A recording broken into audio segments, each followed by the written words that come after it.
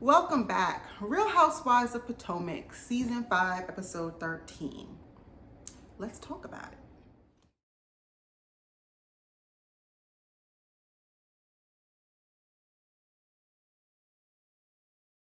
Let's talk about Ray and Karen. So they go to therapy. Well, not therapy, because she said Ray doesn't believe in therapy. So what they did was they went to a life coach. And they went to see this woman to talk about the issues in their relationship. They've been together for 20 some years. She feels like there's a divide between them. She wants to work it out. Ray was honest again and said that, for the longest time in their relationship, Karen was a housewife and she was all about the house and Ray. And that has changed and he feels a way about it. And I get it. I understand. It's difficult to be in a situation where you're the primary source of income. You also, in a sense, brought Karen out of a life. You put her into a different lifestyle because you had money. She's a woman who did not come from means. So I'm sure she idolized, you're a lot older than her. I'm sure she idolized you in a lot of different ways. And she probably put you up on a pedestal. And now it's different. She has developed her own businesses. She has her own voice. She has her own name. And now you are a man who's also aging at the same time, which is a challenge, which is something in and of itself. Getting older, not being who you were, that's something that we all are grappling with. And so as a man in his 70s, he has that, but then he also has a wife who is getting better looking, who is getting a broader platform, finding her own voice, getting her own money. It makes him feel a way. And I totally get it. I totally understand it. He made a really good point. For the longest, she was Ray Huger's wife. In season 1, she said, I'm married to the Black Bill Gates. He was up on a pedestal. Now, people are referring to him as Karen Huger's husband. It hurts. It's bruising to the ego. I get it. And that's going to take some time, and it's going to take a third party to help them work through this. He's got some insecurities going on. And, Ray pushing Karen away might be him getting ahead of it. Maybe he believes that Karen is going to leave him. So he's like, you know what, let me push her away before she leaves me. It could be one of those things. So I understand where he's coming from, and I understand where their issues are stemming from. Karen brought up a point where she says that when they had their tax issues, she bailed him out. Well, she bailed them out because I guess they're not just his tax issues, they're their tax issues. When she was drunk down at Monique's house a couple episodes ago, she said that she'd given half of her money and she wanted it back. It was probably a drunken truth. I don't know that Karen feels that she wants the money back. I think Karen is wise enough to know that whatever she paid towards those taxes, she's still indebted to Ray in many different forms. Besides the fact that she loves him and they have a family, I'm sure he's done more for her financially over the years. But I think she doesn't feel acknowledged. And that's the part that I think stings. She wants him to acknowledge that she made a sacrifice for them, that she did something for them, and that all the things that she was in a position to be able to help them because of the Grand Dame perfume and the show and all those other things. She had the means to even bail them out. If she didn't have that, they who knows where they would be right now. So that's probably another bruise to his ego, the fact that he had to rely on her and that he had to rely on her using the resources of something that he doesn't feel great about. So it's layered. But she just needed to hear that he acknowledged it. And you could see that he took a beat, he thought about it, and he thanked her. And it meant a lot. In her confessional, you saw her crying, tearing up. She just needed to hear that. So I hope this was a breakthrough for them. I really do. I think that they both, between the last session and this session, heard some things that they needed to hear. They had some honest moments, and that they can take this information, they can process it and use it to mend their relationship.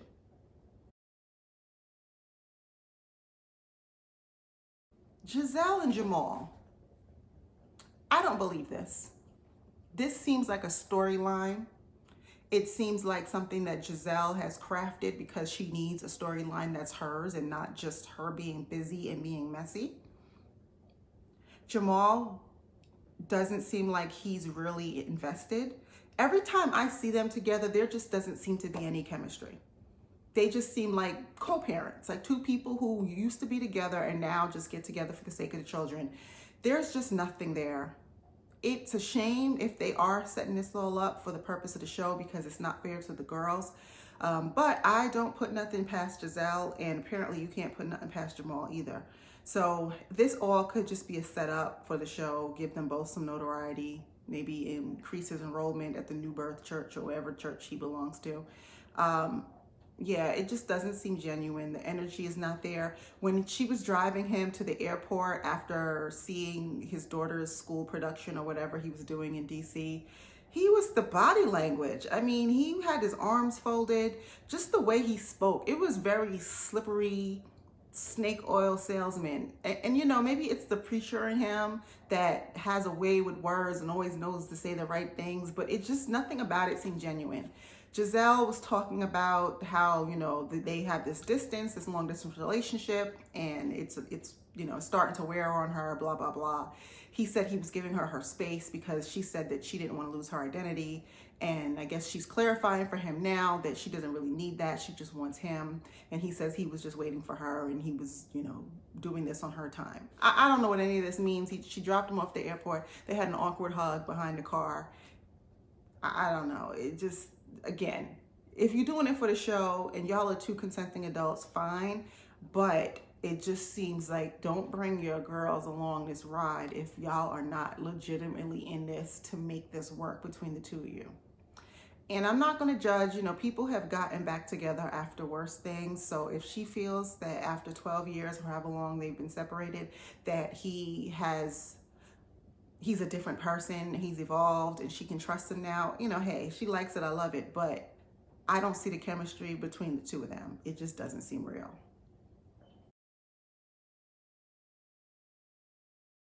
So we move on to Monique. She's talking to her, Chris's godfather, I forget his name, Blue, Purple, Pearl, something like that. She's just talking a little bit about everything that happened, and she calls all the girls. She's having her podcast, this podcast that she's been talking about, her podcast event. She's been talking about this all season. The one that she didn't sell no tickets to, the one that she spent $200,000 for. And you know, a woman like Monique, and you see a lot of these women on these Real Housewives franchises that have means, they have a man who has money, and they just so flagrantly waste money on nonsense. I mean, in today's day and age, you don't need a $200,000 budget for no podcast event. You just don't. And this just strikes me as a woman who doesn't know the value of a dollar, believe it grows on trees because it's been growing on trees for her, wants to give the impression that she's some kind of a boss bitch, that she is, you know, this businesswoman. And being a business person is bigger than opening an LLC, getting some office space and some business cards. There is so much more involved to this. And when I see women like Monique just randomly start businesses based on some, even just the concept, not for that's a stupid name, not for lazy moms. Like, did she take one marketing course? Did she even talk to a consultant? That's not a good name. The logo is terrible. You know, she just doesn't get it. She just doesn't get it. And it's just hard to watch. Now, Chris, you know, he's got the money. He probably wants her to keep her hands busy. And, you know, this is kind of their trade-off. Like, listen, you know, you go and you give me all these babies and you go and you do what you need to do. But it's just wasteful and it's stupid. And so she has this event and the room is half empty. She says she only sold 20 tickets. You only sold 20 tickets because you're selling something that nobody's buying. Who is your audience? What's your demographic? Who are you going after? And why do you need to have this type of event in this venue and spend this kind of money? The whole thing just seems very silly to me. Hence the half empty room. Hence nobody showed up. Now she went and she called the girls. She called Robyn. Robyn was like, I gotta think about it. AKA I ain't coming. She calls, she calls Wendy. And I love Wendy. Wendy kept it real. She's like, you know, I think I'd be a hypocrite to show up at this event knowing that you're not remorseful for what you did. Kept it very real. I don't know if she invited GISELLE. She invited Karen. Karen didn't show up. The only person who does show up is Ashley, because Ashley's riding for her this season for God knows what reason. The event was whack. The business is whack. I'm sorry. If I sound like I'm judging, yes, I am, because I've seen enough of this. What Monique has the means to, if she really wanted to be a business person, if she really thought she had a great idea, where she could have hired a consultant or a coach or somebody who has true business sense, who could really sit her down, map out a business plan, and figure out all these things that you need to get a business off the ground, and not do it just haphazardly, just spending Chris's money. All right, I know it's not just Chris's money. They're a couple. Don't come for me, but you know what I'm trying to say. If she was working, if she had to get up every day and go to a job, and I know raising children is a job, do not get me wrong, but if she had to raise kids and go to work like a lot of women do, and she had to invest in her own business, I bet you she would not have spent $200,000. And if she did, she would have been much more mindful about it. So, you know, Monique's business sense is just not there. You know, I have very strong feelings about the fight and how she handled it. I'm not a fan. I don't believe that she's still taking accountability, because she keeps bringing up the fact that Candace provoked her. When you are truly apologetic, and like Wendy says, when you are truly remorseful, those are not words that come out of your mouth. You take ownership for your part. That's all you can do. I was wrong for X, Y, and Z, and you put a period at the end of that sentence. When you keep opening that door back up saying, but she, but this, but that, then you truly are not sorry. And the reason why nobody showed up is because everybody can see through it. Monique, stop. And then you sit here talking about how nobody supports you and you feel iced out. Were you not at Karen's house 3 episodes ago talking about, well, you know what, if y'all have to make a choice, don't invite me, you know, just maybe I shouldn't be a part of the group. You said that. So now that they're not inviting you and not showing up, now you're in your feelings? Anyway, Ashley, with her messy ass, Ashley tells her that Karen told Candace that if it would have been her, she would have pressed charges. Now that's true, and Monique would have learned that at the reunion, right? But Ashley telling her that was straight instigation. Ashley's messy, and she's playing this right here, this whole, I think Ashley gets off on being a contrarian. You know, that person who's always the you know, devil's advocate, always well, maybe this, well, maybe that, you know, and obviously she is, because she's making all these excuses for her husband. So I guess if she'll do it for him, she'll do it for anybody else. But I think she gets off on being that voice of contention. And I think that's what she's doing right now with Monique. I don't think she cares for Monique. I don't think Monique is her girl. I think everybody hates Monique right now, so she wants to be the oddball who is supporting Monique. That's all that is. And it's just a way for her to film more often. She has these one-on-ones. Now she's the bone collector. She can go back and forth, and she can drop jewels and tell stories on both sides and gossip and stir the pot like she just did when she went to her and told her that what Karen said. Now, Karen said it, but I'm sure there was some context to it. If you really were telling her just to tell her, you would have said, you know what, Karen said X, Y, and Z. I wasn't there. She said this, that, and the other afterwards, but you didn't. You just sat there with your little smirk in your face like, well, Karen said. Not nice, not nice. Monique, don't fall for her. She ain't your friend.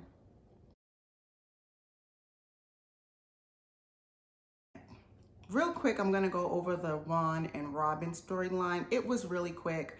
We know that they are working it out and they're supposed to be getting back together again. He's been going with GISELLE to jewelry stores to get a ring for Robyn. In this scene, they're all at a bowling alley. Him, Robyn, the kids, and Robyn's parents. And he uses this as an opportunity to ask her parents, to tell her parents that he plans to propose to her and basically ask for their blessing, which they give. The blessing was very blasé, very flat, and I get the impression that Robyn's parents are probably just over this. They've seen all the ups and downs, you know, the marriage, the divorce, the infidelity, the financial issues, and I think they're over it. You know, your parents get to a point where they're like, listen, you're grown, do whatever the hell you want. I'm just gonna sit here and nod, and I think that's exactly what they were doing. One thing I did find interesting, though, is that he had the boys with him when he did ask her parents about giving permission or giving the blessing. I thought if this was real, if this was not something that was just set up, it was weird that he would involve his boys because this is an adult matter. And I thought they said seasons ago that the kids didn't even know that they were divorced. So if they don't know they're divorced, why would he be bringing up the fact that he's going to propose to her?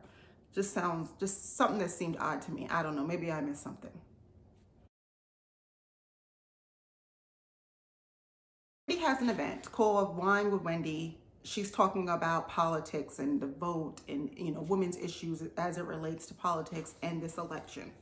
Just to get down to the nitty gritty. I mean, some other stuff happened, but what we're interested in the conversation that was going on around the table. Candace, can we talk about what was Candace wearing though? What is that? She, you know, Candace does some good things fashion-wise, but every now and then she pushes the envelope and she rips it. But I cannot talk about her and not talk about Giselle.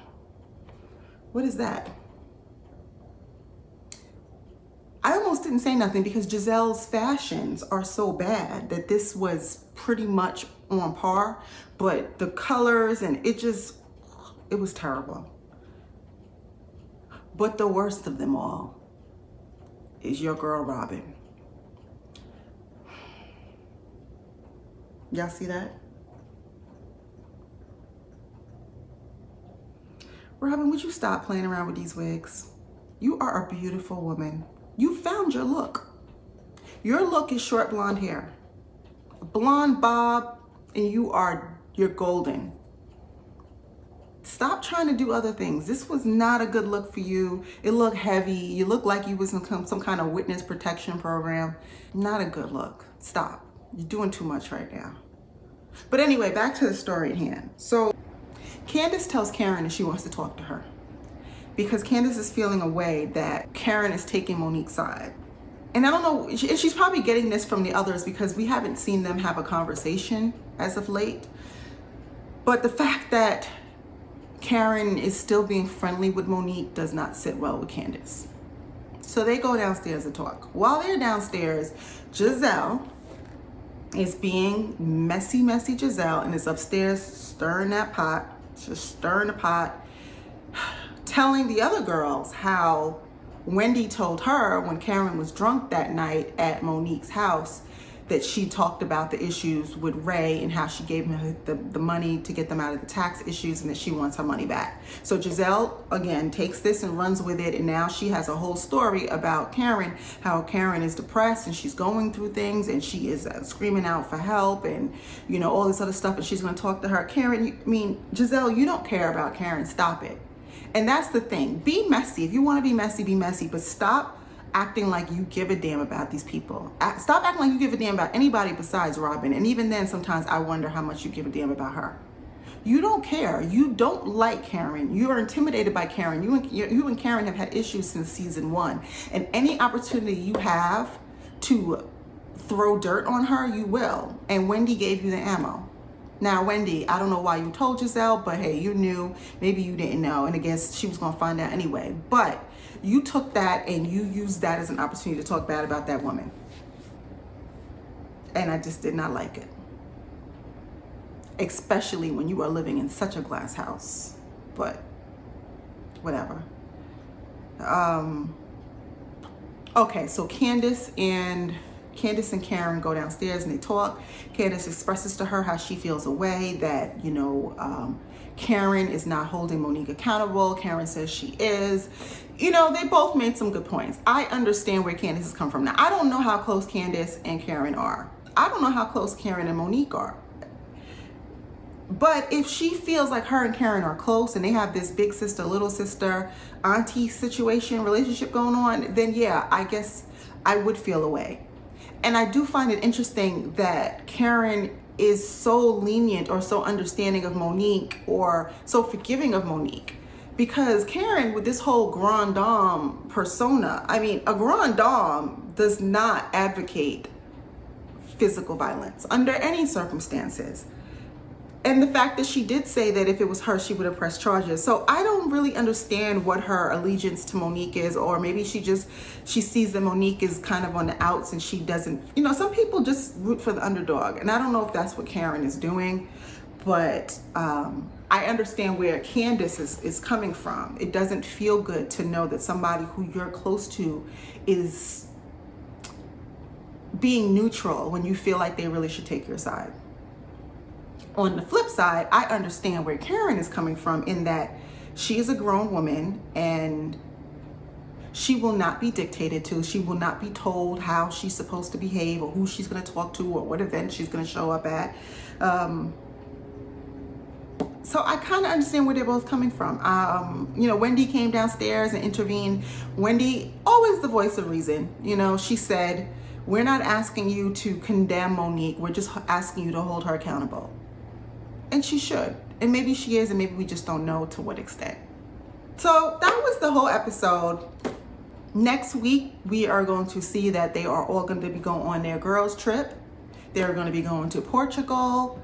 This should be fun. Anytime you take them out of their normal surroundings, especially when you go to a different country, it's always good. There's always some good shenanigans going on, especially if they all go. So I don't know if Monique is going to go too, because I don't know if Monique and Candace can both be in the same place because of the whole lawsuit situation. I don't know. But if they do go, this is going to be quite interesting. So we'll see what happens next week, and I'll talk to you then.